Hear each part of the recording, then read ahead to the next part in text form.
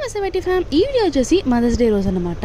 ఆ రోజైతే నైట్ విపరీతమైన వర్షం కురుస్తూనే ఉంది ఆగకుండా. సో వెదర్ కూల్గా ఉందని చెప్పేసి మేమైతే ఎగ్ బిర్యానీ అయితే ట్రై చేస్తున్నాము. దాని రెసిపీ మీకు షేర్ చేస్తున్నాను, చూసేయండి. ఫస్ట్ కడాయిలో ఆయిల్ వేసుకొని ఎగ్స్ని బాయిల్ చేసుకున్నవి అన్నిటిని కూడా ఇందులో యాడ్ చేసుకొని కొద్దిగా సాల్ట్, చిల్లీ పౌడర్ యాడ్ చేసుకొని ఫ్రై చేసేసుకోవాలి.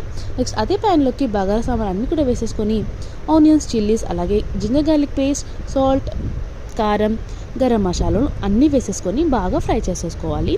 నెక్స్ట్ అందులోకి నానబెట్టుకున్న బియ్యం అంతటిని కూడా యాడ్ చేసుకొని దానికి తగినన్ని వాటర్ అయితే యాడ్ చేసుకోవాలి. లాస్ట్లోకి మనం ఫ్రై చేసి పెట్టుకున్న ఎగ్స్ ఉన్నాయి చూడండి, అవి స్లోగా వీటి మీద వేసేసుకొని ఒక 15 minutes వరకు కుక్ చేసుకుంటే మన ఎమ్మి ఎగ్ బిర్యానీ అయితే రెడీ అయిపోతుంది. సో విపరీతమైన వర్షం వల్ల పవర్ అయితే కట్ అయిపోయింది. ఇక్కడ నేను టార్చ్ పెట్టుకుని మరీ రికార్డ్ చేస్తున్నాను.